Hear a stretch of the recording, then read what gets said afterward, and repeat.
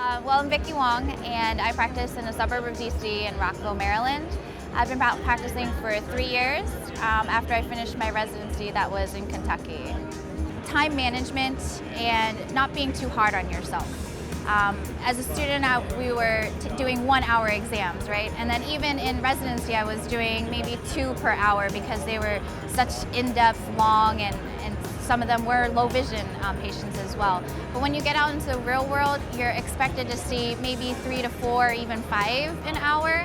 And you just can't get caught up on how many you're seeing. You can't get caught up on what time is it and always looking at your watch. Take care of the patient first, but I always gave myself a hard time as well if I wasn't finishing on time at the end of the day. You know, I thought my schedule, if it ended at 6, that means that I should be out the door at 6. But that's not taking care of my patients. If I needed to stay that extra time, that extra 5 minutes, and get pushed back an extra 15 minutes after 3 patients, then that's what taking care of the patient is. And it's also not all about you as the doctor. You have support staff that want to go home on time too. So they're working as hard as they can. I mean, the patient probably came in 10 minutes late, of course. So they pushed your schedule back, but you got to work with it. I'm a young OD. I look younger. I'm female too. So in that sense, I felt like I also had to act a lot more professionally. I have a different face in front of my patients than I do at home or with my friends.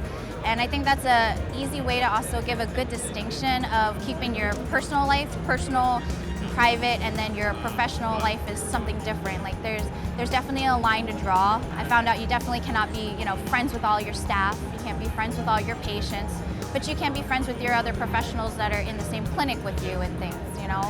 You need to be able to set that line of that boundary and being able to stay professional. But I think it really pushed me to find that line more because I'd get comments from patients, "You're the doctor? When's the doctor coming in? How long have you been working?" But yeah, it's probably a cliche answer because this is all new grads, but I guess a lot of patients have mentioned more often than not that I look young, so I feel like there's something to prove. But yeah, that's the thing that I worked hard to try to differentiate that.